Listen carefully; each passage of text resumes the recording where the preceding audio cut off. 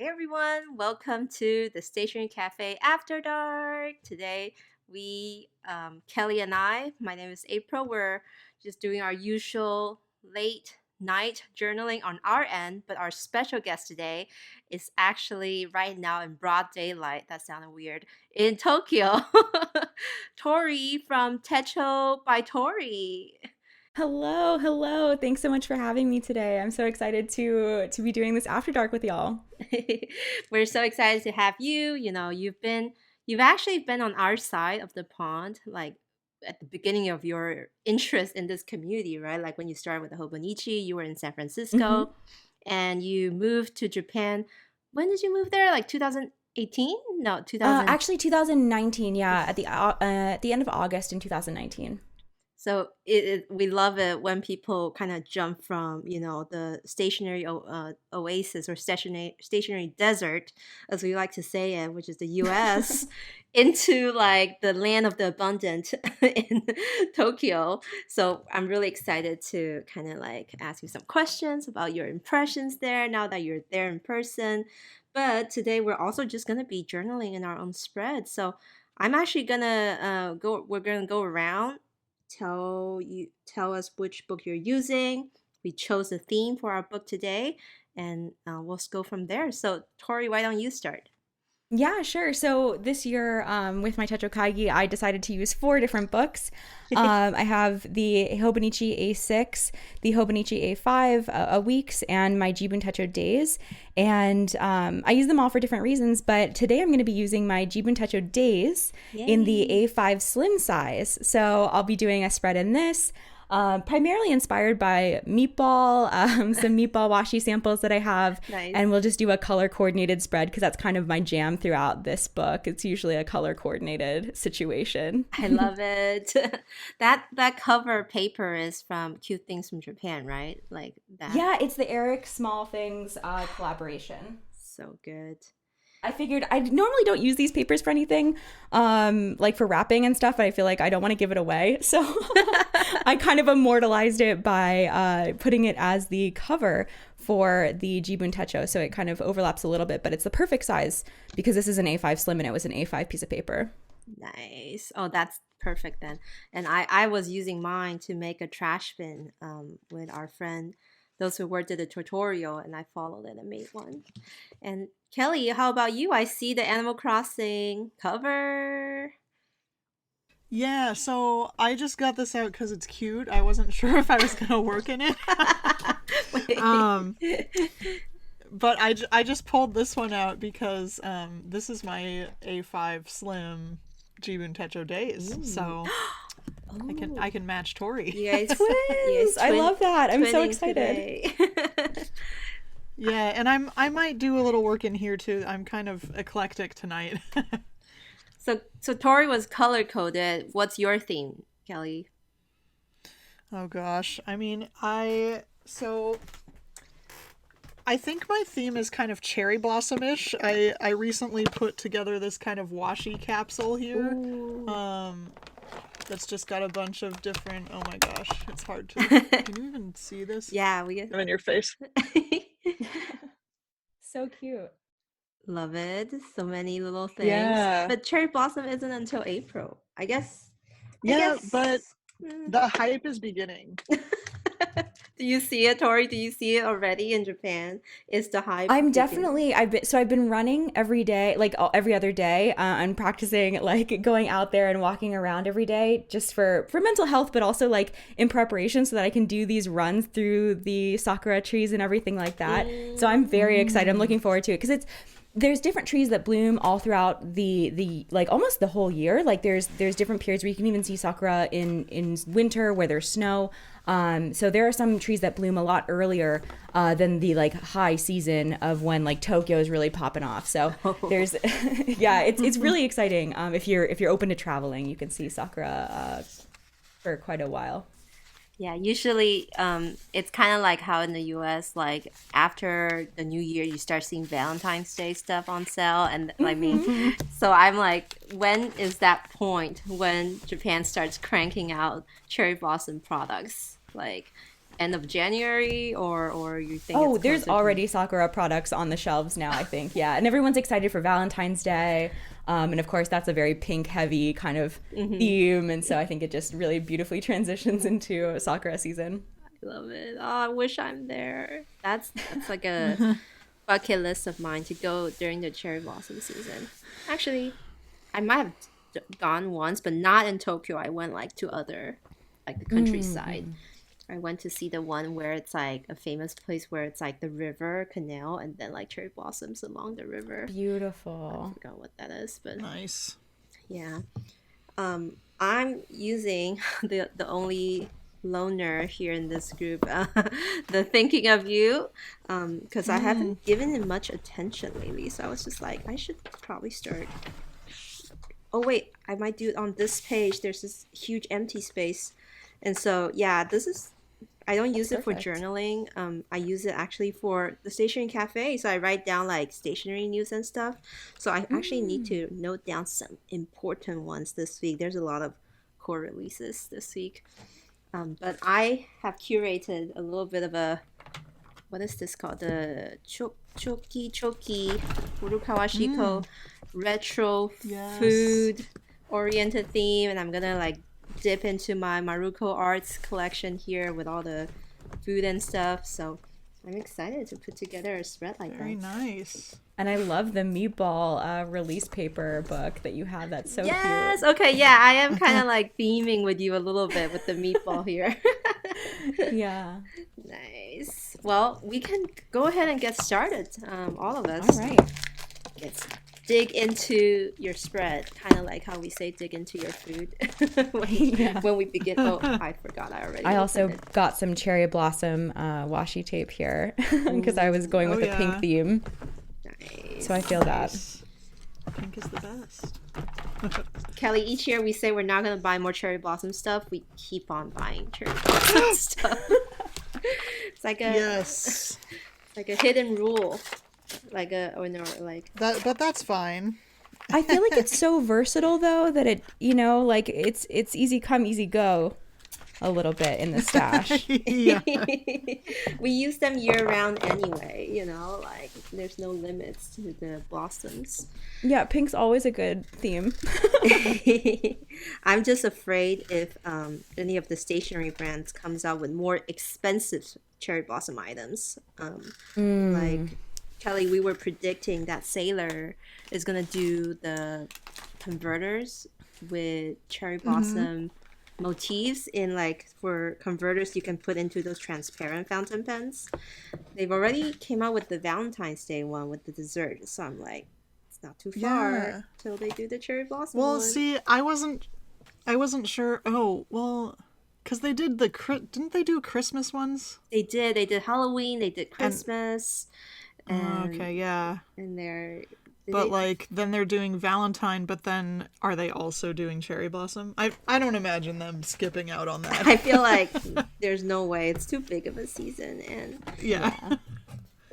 is it weird with hype. the pandemic though? Like Tori, last year, were you able to go Hanami? I know last year that was like the peak of it, right? Or actually not last year, the year before. we're in a new peak with Omicron right now, unfortunately. But yeah, I think overall I've been lucky to be able to work from home, and so for that reason I've been able to be really, really safe. And out here, like it's very common for everyone to wear masks and things like that all the time, even if you're just like kind of going and throwing out your trash or something in your apartment building. So I think overall it's been safer. I would say like the case rate's a lot lower than the US respectively.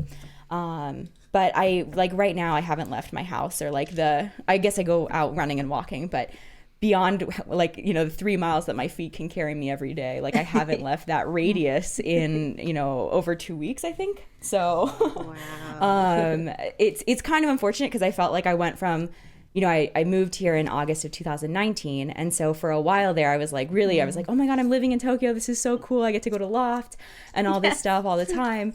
And then it was like, oh, but now COVID's here. So now you're really living in your apartment. You're not necessarily living in Tokyo. Kind of like a dorm experience in Tokyo now. Yeah. So it was, I was still able to, like, when the cases were low and that kind of thing, and it was a bit safer.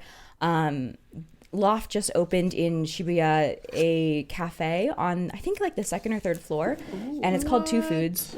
Yeah, and so they have these amazing tables, and I'm just like, oh, can you guys all come here and we can do a big stationery play date? That would be dreamy. Yes. We want and it just so happens that it's vegan food, so I'm just like, it couldn't be more perfect. Like, I love it here. Wow. That is perfect for you. That's pretty rare. Yeah, so I just take like kind of a capsule and I go there and I have a good afternoon. And you can buy stuff on the basement floor where the stationery is and then take it up to the cafe and just like plan away. So it's really great. Oh my goodness. That's so fun. Yeah. Sorry, pardon me while I rip this open. No worries. Apologies. We all understand this sounds. I was about to ask, like, what is your, like, local loft? Like, wow, the luxury to even say that. Like which loft is your local loft? Or, like, Tokyo Hands? Is there, like, around your radius, it sounds like you live near Shibuya then? Like, then... I work in Shibuya, yeah. Oh, so, luckily, like, I have a commuter pass, and so I'm able to go there even on the weekends if I wanted to. It's all covered by my commuter pass, which is just incredible. And then, currently, my apartment actually is like catty corner to a loft as well in a mall. Oh my goodness. Nice. Wow. So this is like kind of the Tokyo dream, I suppose. Yeah. You can just like after work, just to hang out or chillax, like, yeah, let's go to Loft and see what 100%. I can't believe I chose to do a no-buy this year. Like, that just seems kind of unreasonable because I would love to like walk around in the mall and just go to Loft and peruse and things like that. It's not like a huge one that's near me, but it certainly has quite a bit, and so it's nice to go and look. And just, I guess maybe aspirationally shop. Did you say no buy for the whole year? Yeah, this year is kind of intense in terms of my New Year's resolutions. I've been streaming daily. That was one of the resolutions I wanted to do, where I basically kept up to date with my planners by streaming on Twitch every day, and then also doing a no buy to really pare down my extensive washi and sticker collection, because I've got to be the only person who moves to Japan and brings all of the Japanese stationery with them. Yeah, it's oh my goodness. That was not a well thought out move, but I couldn't part with them. Like I really did. I gave Caitlin a ton of my washi tape before I left from the US. And I was like, please distribute this to all of our friends in the community and stuff like that. But I couldn't part with every single washi. Like, come on. So you came with your own stash to Tokyo and then just realized, yeah, maybe this was. You gotta be like Kelly when she was like coming back to the US that year. She like gave up all her like clothes or something to fit in more stationery. Yeah, you have to. I would do it again. Or buy an extra luggage, I guess. But yeah, do you feel like you've accumulated a lot of stationery items since you like been in Tokyo for the past 2 years? Yeah, not as much as I actually expected, because I think when I first got here, there was such an adjustment period with the language, because I moved here without really speaking any Japanese, and just like settling in, getting friends, all this kind of stuff. That took quite a bit of my like time and attention, and just exploring the city. I was out and about a lot. So for the first maybe year or so, I didn't really buy much stationery, but then with the pandemic, I started reaching out via pen paling and that kind of thing to folks and friends in the US that I really missed and hoped were safe.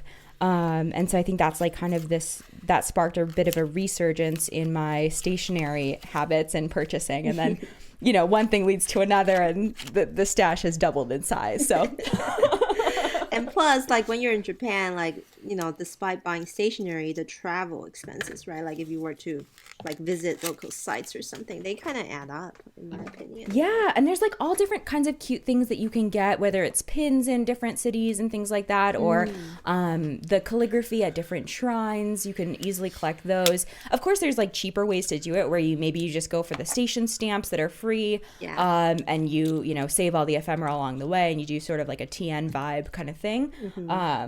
But it's hard when you're here and you're just like, oh, but like, this is Kyoto stationery, or this is exclusive from the Travelers factory in Kyoto and stuff like that. And then you're like, well, okay, I don't even use this system, but now it's here.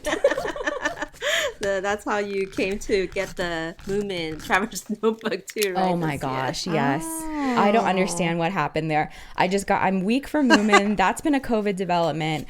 I just started watching it on YouTube because the episodes are there for free. So I just got absolutely wrapped by Moomin, and now I'm, addicted, and I have to have everything Moomin. Yeah, I've got a little Moomin here actually on my desk that just what an absolute mood. Oh my goodness. That is mood. Cute. Yeah, just a little gachapon. And I feel like the theme it had on the Moomin Traveler's Notebook cover this year is pretty fitting for you too, right? Because it was so Snufkin talking about home, right? Like, kind of you being in two countries and then like, having that place to look forward to going back to, I feel like it is kind of like a traveler's vibe. And I feel like anyone who's gotten it so far has not regretted it. So good purchase, I feel like. Absolutely. Zero regrets. I'm just like, I need to get less intimidated by a blank page. Because what I like about the Jibun Techo Days is that it has kind of this 2-column structure. And usually for like this chunk of the morning, I'm not doing anything on this timeline. So it's nice to kind of have these almost like focal points that anchor my spreads. Whereas with like the Traveler's Notebook, I'm like, oh no, it's a totally blank page. What do I do? Planner panic. I know. You just gotta be like Kelly, just slap a sticker in, slap a big one, and then like be bold, yeah. Be courageous. I do enjoy the bold. That's awesome. Kelly, are you still keeping up with your Traveler's Notebook, by the way? Since we're on this topic. So what do you mean by... Well, first of all, what do you mean by that? Like... I just feel like you've which been... Traveler's Notebook? Which one? I think in my head I was thinking about the Animal Crossing one, and then like, do you have... Wait, that's Hobonichi. No, the Animal Crossing no. Traveler's Notebook you did for your Animal Crossing Adventures. Yeah, see, that was like a 2020 situation. But wait, 2020? That was 2 years ago. Yeah, no, really, it's I kind of go in and out of Travelers. Right now, I'm really in the that olive one, the newer olive one that April, you and I both came by. And I've been doing my like Happy Mail spreads in there. Nice. And that's my most... Actually, I could work in that today too, because I like basically right when I got home, I left work early so I could make sure I was on time, and I was still like just a couple minutes late to the recording. But I checked the mail and I got my Yoseka order. Oh. Because I can like do a little unboxing right now if you guys want. Go for it. Yes, please. Basically, did you guys see Job's latest video? He had a lot of videos lately, but he did have one where he did the roundup of like his favorite stationery or something like that. Was it that one? So he's responsible for me getting these. The classic you got enabled. of the classic, the classic key. What the hell are all these like GK? What's that about? Oh, wait, maybe because Green craft green. Oh, king size, maybe. green size, giant size. Yeah. There's no like katakana or anything. Squared green and squared brown. I've never owned any of this washi from Classic-y, which is like unheard of, I feel like, in our community. So I felt the need to just kind of do that. Sometimes you need the simple patterns, to complement the Yeah, and build it up. And then what's in here? Oh yes, I thought this was really cool. Oh my goodness. It's a classic-y like receipt pad. Oh yeah. I thought it might be useful for April when we start like selling stuff someday. See, here's what I'm seeing. We know Kelly to be that chaotic unicorn barf kind of person, and she thinks she can be Job's minimalistic, crafty, collage type. That's right. But you'll soon revert to your. I also got. Oh, ooh, love that one more. color. Do you have this one, April? I do. I have all the Of greens. course you do, right? Yeah. That's what I started with. And then I finally got my hands on these. Oh, the little that's so cute. friction. The little boba. Friction. I that. can't say that word. Friction. Friction. Taiwanese boba, limited edition ones. Yeah.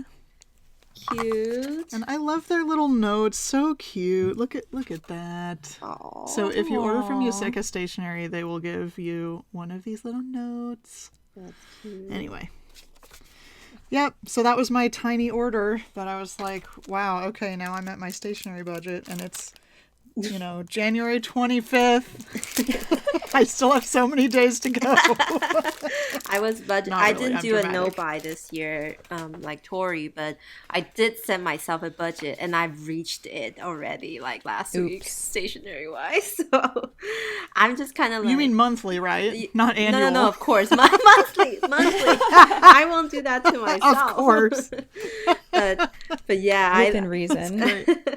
I'm like already kind of trying to see if I could like juggle some of my other budget like into that one, like, hey, Dude, April, I did the same. I could eat less. Oh my gosh. I could not eat, right? Like, and then and then move see, like that's not how it $30 went. over to that category.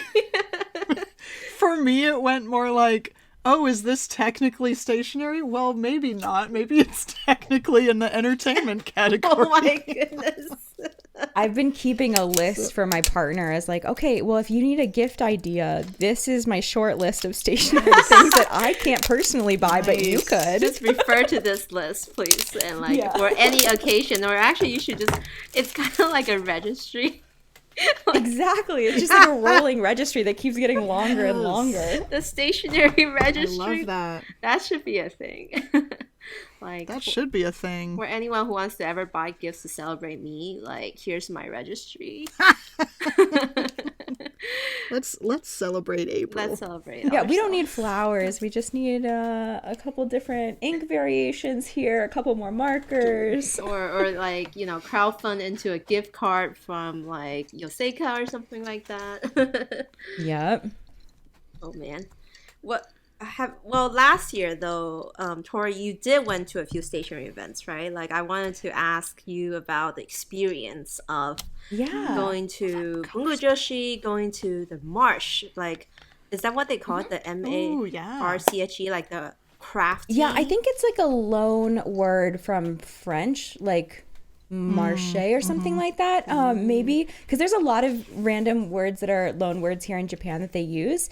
And so that was just basically a whole handmade event where a bunch of different vendors that's right. they all came and they shared whatever they were making. So that was actually the first time I got to meet Kayla of Rainbow Holic, and these are actually some of the things. I think actually this is from Bungujoshi, but I did get some stuff from her there at the Handmade Marsh or Marche. I'm not sure. Please don't skewer me if you actually I don't know French. either, so we're all the same here.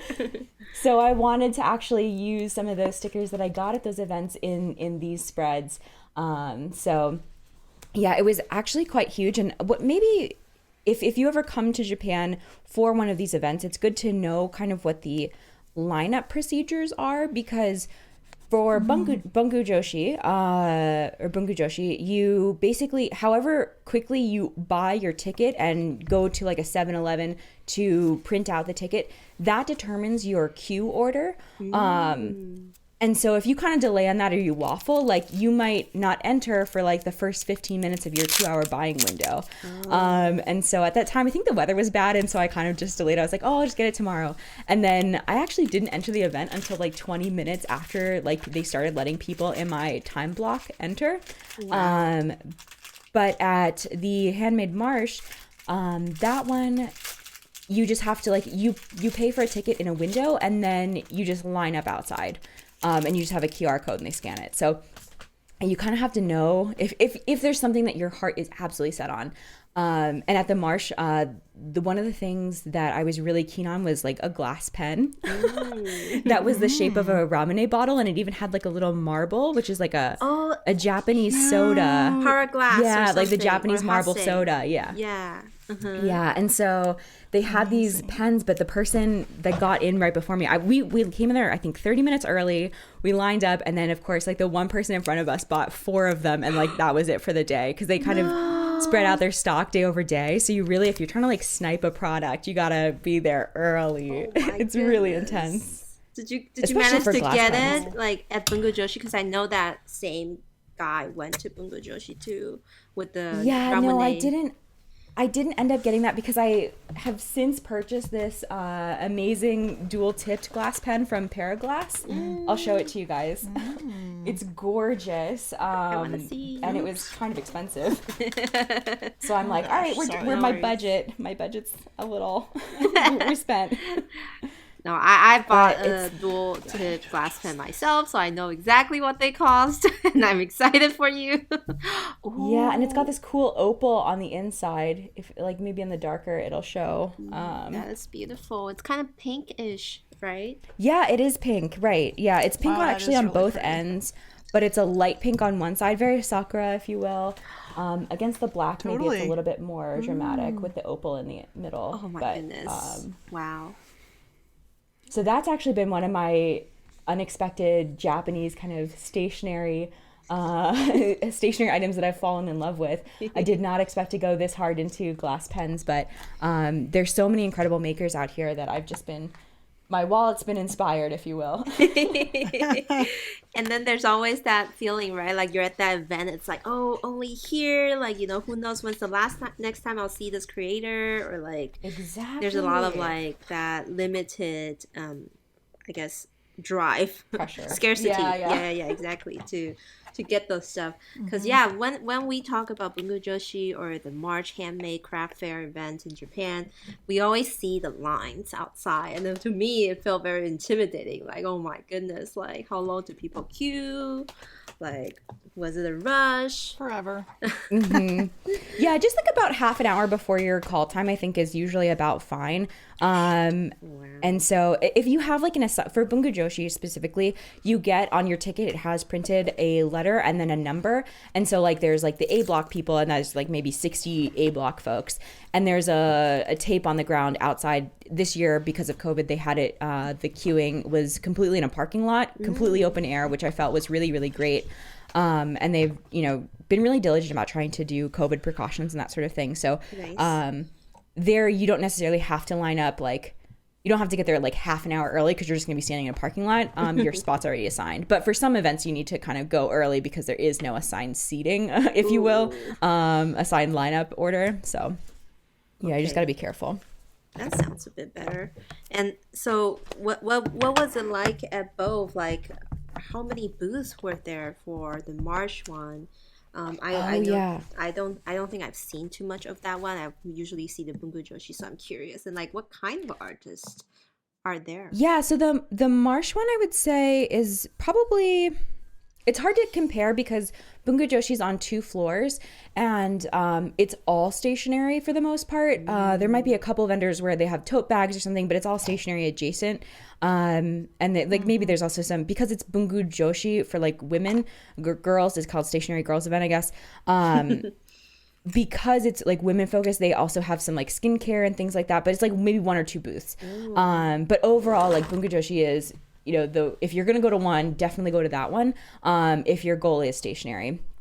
The Handmade Marsh, they had everything from like food vendors where they were doing small batch, like, I don't know, senbei and like kind of crackers and things like that, to felt felt creatures or, some stickers, some postcards, stamping. There was like a big stamp booth there. Also like clothing as well, candles. I mean, just like a lot of different home goods, crochet, little amigurumi kind of things. So the huge gamut. That's, I feel like, a really great place to go gift shopping for people who like handmade stuff, but maybe aren't necessarily stationery lovers as well. Oh, wow. So you can get a little bit of everything, even not just totally. washi or like pens or anything. Yeah, and I think last year was the first time I heard of it because Kyla was there, their Rainbow Holic team. And I think you went and like saw them, right? They took photos with you. I was like, yeah. I think I was the first person who saw her that day. So I was like, hello. I was so excited. Yeah, it's so fun. I really want to go to Bunga Joshi. I've been saying this for 3 years now. Really was hoping last year would be the year I could go.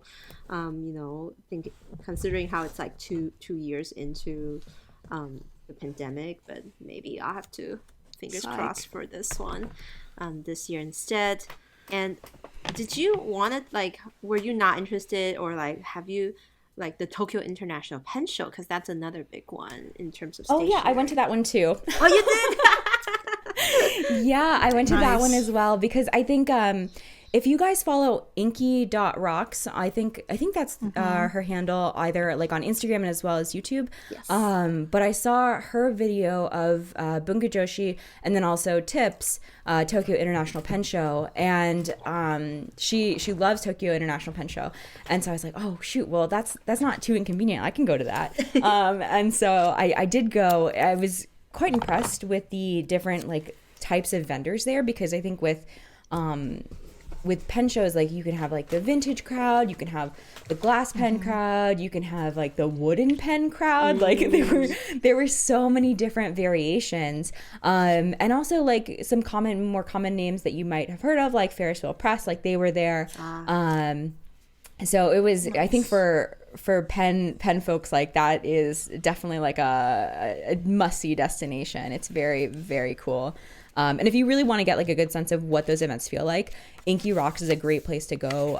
The YouTube channel is fantastic, and she actually is a volunteer there. Cool. So and I think she also speaks pretty good Japanese as well, because she just knows everything about these makers. So that was super awesome to get that kind of level of information, because a lot of that isn't necessarily, I guess, maybe accessible to me because I don't speak Japanese and I don't have all this context.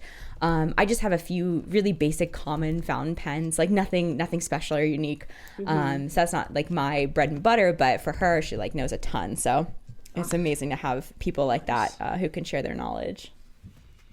Kelly, we need to go. We need to make it there someday. I'm missing it so much. My one of my coworkers today, I was telling her about this ramen that I made because I've been getting HelloFresh, the meal service. And she came out and she was like, Kelly, there's this place apparently near the Uwajimaya grocery store in Beaverton, but I guess they just opened a new location. It's this Ryoma Ramen, I think it's called. And then she was telling me about takoyaki, and I was like, dude, I miss takoyaki in Japan so much. Oh my gosh, I like dream about it. Not just the festival, just as a street food, right? Takoyaki. Yeah, and it's also pretty common to have a taco pa, which is short for takoyaki party at your house, where you just get the little the little griddle that has the holes in them, and then you can make it at home. I've done that a bunch with my friends, and it's really, really fun. You can even really easily make it vegan. Yeah, just swap out mushrooms. Mushrooms. Wow, that actually sounds delicious. It's fantastic. It's like kind of like little savory mushroom waffles. You're just like, what is not to love about this?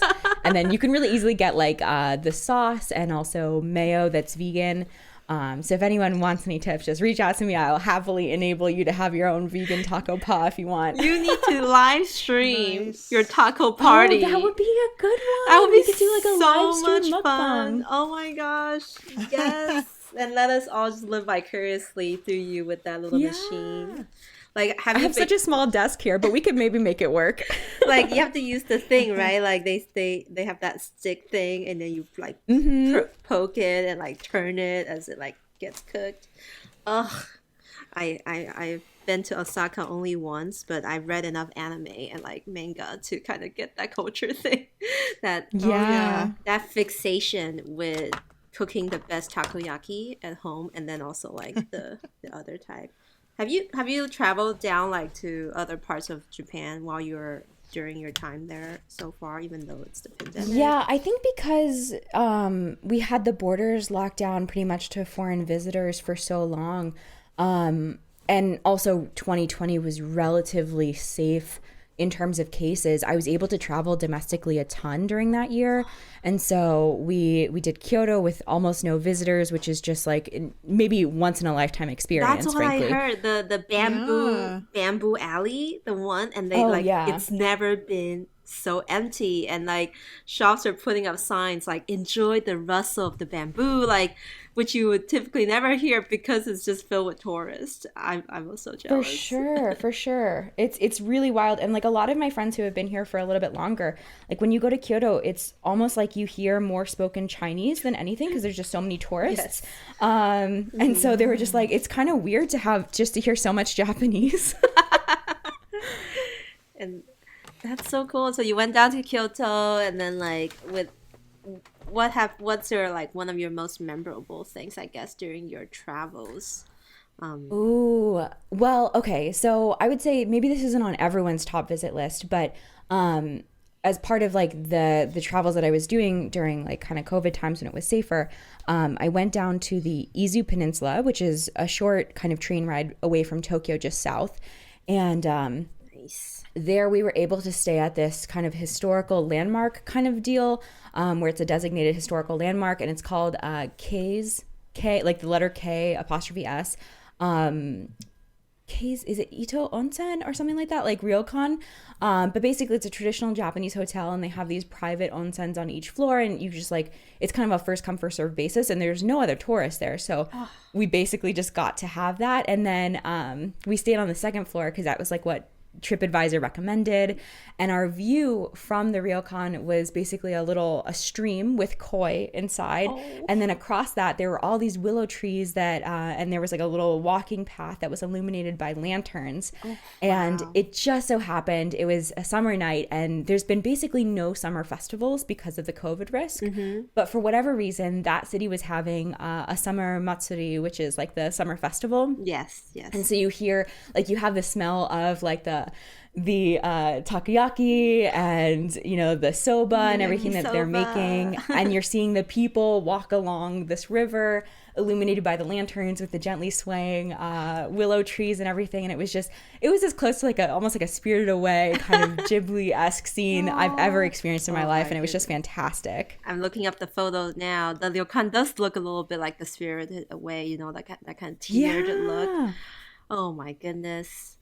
Yeah, I feel 100% like 100% recommend if you can stay there, please do. Like it's so great. K's House Ito Onsen, I think. Yep, K's House Ito Onsen, that's it. At Izu Peninsula. Wow. I think, yeah, for anyone who ever wants to travel to Japan, I feel like a ryokan experience is like a must, you know? Despite 100%. Despite the public bath kind of feeling, like I feel like some foreigners or people who are not used to that would feel weird, but I feel like that's part of the experience too. Oh no.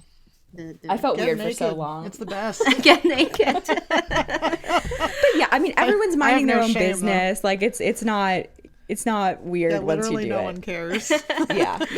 And then the food, like, did you get to like eat your meal inside your like room? Like, did they serve it to you in your like little, like because they have like the little short tables, and then you like eat in your own room in your like, what do you call those? The clothing, the one it's kind of like a kimono, but it's the more relaxed version. Yukata, yeah. Yes. Yeah, at that one we actually didn't try the food.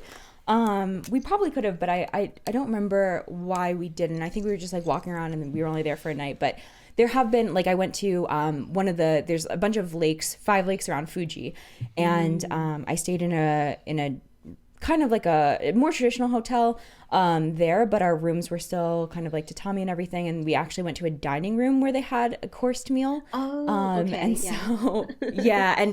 And we did we could choose for breakfast. They had like a Western breakfast option or a Japanese option. And then for dinner, it was just like washoku, which is Japanese food. And so we had Japanese food like nonstop, which is such a treat for me because a lot of Japanese food has fish in it with like dashi broth. And so they did it excellent, like all vegan accommodation for me specifically. And it was just so fabulous. Like I took so many videos. I had the intentions to make that into a bit of a vlog for my YouTube channel, but I never ended up posting it. So I probably should eventually edit that and get it up there. It's kind of like Kelly when she was in Japan. She was going to make some video series and that kind of simmered out. Yeah. I only did it like very occasionally. It's hard, you want to just live it. That's true though. That's true. Exactly. Totally. And I've filmed I filmed Bungu Joshi in the past, but this year I was like, you know what, I'm just going to enjoy it. I'm not going to film it. I remember. I'm sure other people will post it. You filmed going to the Hobonichi release. That's true. Yeah, I've done that one as well. Yeah, that's super fun, and that's like a little bit less stressful because I'm not actually shopping for anything. Yes, I think with Bungu Joshi, you're just like it's 2 hours like rush, like you have to kind of dash because there's just so many vendors, right? Oh, there's a time limit for how long you can. Yeah, be for there? Bungu Joshi, you would only have a 2-hour shopping window. Oof. Oh boy, it's kind of stressful to be honest. Like, I mean, Kelly, we spent 2 hours in just Kinokuniya. I mean, like yeah, I know. Yeah, that's crazy. So my first year at Bungu Joshi, I was standing in line, and all these other people in line had these maps out, and they had color coordinated their almost like their hit list of places that they were going to go to, and I was like, nice. I don't know what I'm getting into, but I am not prepared. And that's when I knew I was like, this is really I'm ill prepared for this situation. This is not for the faint of heart. Serious yeah business. You got to know, it's super serious business. Oh my goodness, I would still go though, and Kelly and I, we will like coordinate and like you go to these colors and I'll go to these colors. Yes. I feel like we have that kind of event in Taiwan too, but I don't think it's at that big of a scale as Bungu Joshi though. So I was planning to go back to Taiwan this year, hopefully to attend the Creative Expo, which is kind of like a similar thing, but probably a combo of the March and Bungu Joshi because there's a lot of handmade items too. But they moved it because of Omicron as well to like later in the year. So I'm like, no, I have planned my ticket around this. Rude. So, no, the joke is that I would be in quarantine when the event happened if my planning didn't go well, like because I was just gauging. What time of the year like it usually is at, and I was like, okay, it's usually at the end of April, so I have to go at the beginning. And it would be funny if I was in quarantine right when the weekend happens. Like so close. That would definitely not be funny. So close yet so far. That would just be sad. That would be very sad. Yeah. So now I guess I'm a little bit relieved then that I actually really can't participate in it. But yeah. Oh man. Tori, when you stream, you often share like fun, like kind of interesting nuggets of information about Japan with us. Like last time, it was the first time I learned that with the postcard, you have to have that line, like at the back of the postcard. To Japan. divide like the address field from the message field. Like oh my gosh, I almost broke the post office then. You needed that thing to like consider it to be like a postcard or something like that, right? Like yeah. So I tried to send it as a postcard, but I didn't exactly divide up the back of the postcard where you write the message and the address field exactly in half. And so they, the first person I handed this to, I'm just like, I want to ship this to the US, and they were just like, chotomate, like please wait a second. And I was like, oh, okay, sure, I'm sure this is fine, whatever, like it's just a postcard. And then they gave you a lecture. Innocuous. Oh my gosh, well the first person called the second person over, and by the end of it, it was, I had a meeting in like 10 minutes, and I was just like, I'm gonna miss this meeting because I'm just trying to send this postcard. And the first person called over, their manager, and the next person called over their manager. And by the end of it, there were 6 people looking at my postcard, and I was just like, oh, I'm so sorry. Like, I will never try to send a postcard again. This has just been terrible. The unhidden rules of Oh my! things. And they pulled out like the post office Bible, essentially, with all the rules. And they were flipping through and cross-referencing pages, and like they pulled out a measuring tape for my postcard, and I was like, whatever, I'll just, it's fine. And so ultimately, instead of like 70 yen, I think it cost 220 yen, which is like equivalent to like about maybe $2 US to post it. Because they were like, this is now, because you didn't do this correctly, it's considered a greeting card. And I was just like, that's fine. Please just let me go to my meeting. Oh my goodness. I bet they were flustered too. Please just let me walk away in shame. Oh my gosh, yeah. Please just let me leave and exit. So, because also during this time, like there were people lining up behind me in the post office, and I was just like, I am ashamed. I will never try this again. I'm so sorry. Like, I'll never have to use this post office again. And I bet that postcard's really cute, the way you decorated it. Like stickers and washi, and you're like, they're like, this lady's gone wild with her decorating, and it's not following the rules. Yep, illegal postcard activity. Did you do Nenjoga this year though? Like the New Year's postcards? Postcards, are they like formatted in like the exact way it would pass? Like, I guess. Yeah. So those are typically like people almost batch print those out because it's basically the same message that you're sending to everyone. Kind of like a holiday greeting card, if you will. And so I actually don't do that because none of my friends here are super into stationery, and those are all formatted so that it's like easy to send domestically. So I actually haven't done that before, but there are some really cute, like you'll see at that time of year in Loft and everything, you'll see a bunch of different designs that you can select, and you can buy them in bulk and that sort of thing. So I was they make so it really confused easy. that first year I was in Japan, or the second year too. Like it was at Loft, and it was around the New Year's, and I was like, I'm seeing all these super cute cards. How can I buy them? And I can't buy them because you have to like purchase them in bulk or something. And I was like, and they're prepaid postage too. Yes. Yeah, which makes it kind of difficult. exactly. okay. Yeah. And so I was like pointing, and I'm like, oh, doko desu ka? Like, where is it? And like they're like, Yeah. I don't know what you want, lady, but I don't think you can use these.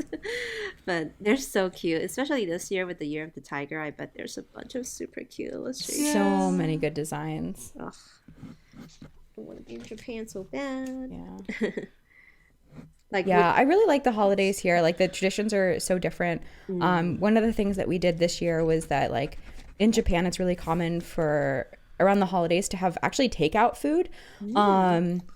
Or like pre-made food that you order from different restaurants, whether that's like a Christmas cake, and or like New Year's osechi. I guess osechi, some people like to make it, but a lot of, I think in the expat community, a lot of people just buy it pre-made. What's osechi? And osechi, yeah, it's almost like a big bento that's Osechi. like from multiple days. That's all full of like these New Year food that have different kind of significance. Oh, okay. And so I was able to find a vegan osechi option for myself, and that was Nice. amazing. And I love just like not having to worry about cooking during the holidays either. So that's been like kind of a big pivot, because I'm used to in the US, like all these meals for the holidays are all homemade and like slaved over days and stuff like this. So it's a very chill vibe. That's awesome. Yeah, I feel like we usually talk about food as being one of the draws of Japan, but like you being vegan, like do you find that option like hard for people with dietary restrictions to go? Like you have to like do a little bit extra legwork to search for those? Absolutely. There's tons of extra legwork that you have to do. Luckily, like there's tons of resources out there. And if anyone who's vegan wants to come visit Tokyo, like just hit me up. I will give you all of my accumulated knowledge from the past, 2.5 I feel years. like you could come up with like a tutorial or like a blog guide or something, because I bet a lot of people want that. I've heard of like people's not horror story, but more of like vegetarians already, not just vegan, like vegetarians already having a hard time finding what to eat I believe it. in Japan because of all the fish and the stuff they use and all the things. So So, yeah. But Tokyo and Kyoto are both pretty vegan friendly, and I feel like if tourists are going to go anywhere and they haven't been to Japan before, like that's probably the best place to go and visit and like have a safe vegan option. So yeah, and like I've gotten, especially with like work from home and the pandemic, I've been veganizing a bunch of things at home and just cooking a lot more. So that's like been one of the places that I feel like the Japanese supermarket was a mystery to me, and now I've really like cracked the code. You cracked the code. That's awesome. I know. When I visit, I don't know about you, Kelly. Do you visit grocery store when you're in Japan, like, or you're more of like the konbini girl? But my mother and I, we love. Oh yeah, I love konbini, but So good. like last time when I went with mom, when we went to Tokyo International Pen Show in 2019? Oh wow! Okay. I think it was. That was the last time I went to Japan. I remember mom specifically like really wanted to go to the grocery store, and I found the Carl Chapek tea. Oh, nice. Nice. And I remember, yeah, it's more similar to Europe grocery stores than it is to American grocery stores. I feel like it's like smaller and not so Big box, not that. What's the word? No. Yeah. Yeah, it's so much more preferable. All the food is way better. It's just Totally. I think like one of the things that people sleep on when they come to Japan is actually they don't know to go and try Japanese fruit. It is way more expensive than the US. Dude, it's so good. Oh my But God. it's like what fruit was meant to be. If you can picture like an ideal fruit in your head, like that's what this actually tastes like. And that was so mind blowing. Like the day I got to eat like $100 melon, I was so blown away. I was like, okay, this is worth it. Like The melon, like the strawberries, the variety of strawberries at these markets. yeah. Oh my goodness. And like I think I've had really good apples there as well. Oh, I just Totally. love Japanese fruit. I mean, they could already put all these flavors into like non-fruit items. I imagine what they could do with real fruit, right? Oh my goodness. Well, I think as we wind down to probably the end of this episode, really happy to see that I think we all kind of worked on a few different things. I mean, Kelly, you moved on to like an illustration. Yeah, wow. So that's the going reason on? I did this is because I'm so this is Hisuian Growlithe, which is part of the new Pokemon Legends Arceus video game that's coming out. And I tried to just draw him with my Micron right here. Oh, no. It just looks like nothing. It just looks like nothing. So I was like, I'm drawing in pencil first. I'm giving up. So you're gonna cut it out and and paste it then- over? Is that what you're planning to do? Of course. And then I did do this really cool spread with my cherry blossom goodies and my new Aww. stuff. Nice. Techobytori. Nice. And oh my god. The And then I smeared this like Oh, the no. worst. But that's such a cool stamp. The cat. I know, I got it from a well-appointed desk. Nice. Anyway, yeah, it's getting kind of that's what I've been I doing. love the What about you random guys? night thinker at the bottom right there, like just a random. Oh, I love. Isn't that Yon Charm? Yes. Is that the? Yeah. I love that stamp maker artist person. And Tori, can we kind of like? Can you bring it up to the camera? Let us see a little close up of what you've done so far. Yeah, the lighting's going to be a little rough because it's a little blue today. That's okay. But I did two spreads, one sort of green vibe and one pink vibe, using the meatball stickers and some rainbow holic elements as well. And then we got a little bit of a Moomin peek through because we just love Nice. Moomin in this house. Moving washi. Yeah, so it's a mix of like some pet tapes and some traditional washi tapes and some paper tape as well. It's with the meatball post-it ones that are easy to write on. Love so it. yeah, a little gold detailing as well. Oh, I love it. And so you like basically That's kind of pretty. decorate the page and then you're ready to write in it, right? Like it Yeah, looking. so I kind of pre-decorate. I always kind of have these two elements here, and then I fill it up with my checklist on the side, and then my daily kind of timeline Oh, on the I other forgot side. that's a days. That whole page is one day. I was like for a second thinking it's like a Yeah. take a note where it's like 2 days per page. I was No, yeah, it's just No. like got one thrown day off a per little page bit kind of there. thing. Oh, Tori, those are really nice. I like all of that. Thanks so much. Yeah, it's been really. I've just been so inspired with this form factor. I guess it's been so fun to decorate every single day. And if you don't like it, you just flip to the next page. Like, and you have to see it for maximum 48 hours. Like, and you can keep going. So Right. that's been Yeah. really rewarding. And you save Nice. your VODs, right? Do you highlight them so we can like watch it like later? Oh my god, those two bears in the onsen. What? Oh yeah, that one's so cute, Oh, huh? cute. Oh, so cute. Aw. I want A lot that. of Eric Small things. Yeah. You should highlight your past video because you said you've been streaming every day of the year so far. So, Yeah. Basically, I always start in this book, and then we move over to the A6, and I do some decoration in that one. I do like one memory each day, and then that's kind of like the whole. Try to keep it to an hour, but sometimes it bleeds over a little bit. But yeah. I love it. The most recent one, you kind of like tangent into this zoo impersonation event, which was hilarious. I enjoyed it. And if you guys ever want to hear a human making dolphin sounds, I feel embarrassed to ask you to do it again right here because I feel like it's like those comedy shows where you're like making someone perform, but you can go to No, I can do like a pigeon or something. Like we could do something special for the Stationery After Dark. yes. Please give us an animal. Sure. It's Sure. I'll do like a like a little pigeon. so cool. Oh my I love goodness. it.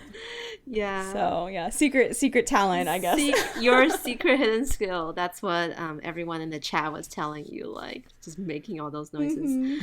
That's amazing. And my spread, I just kind of went all out because this was a free side. Like there was only one day on the 31st, so I just covered up the whole page with as much stuff as possible.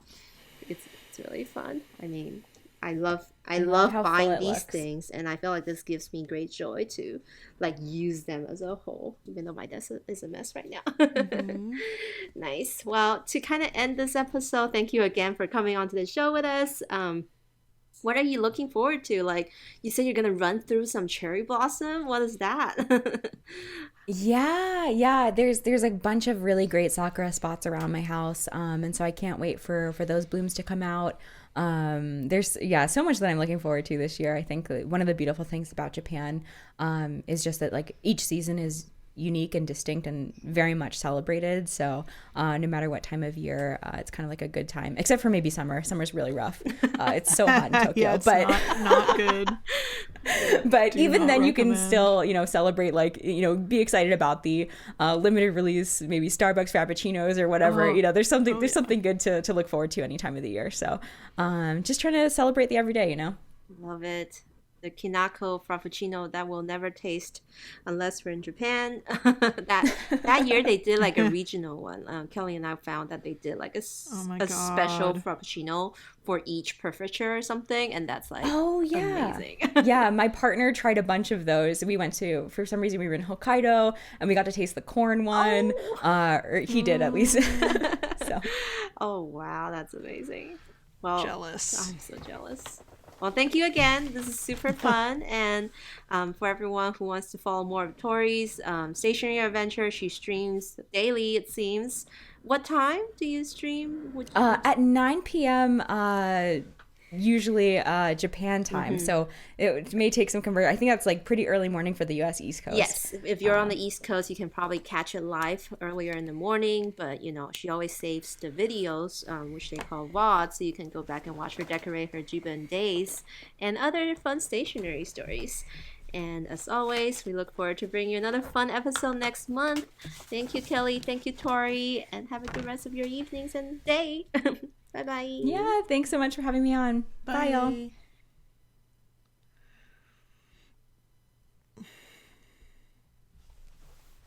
Oh, yep.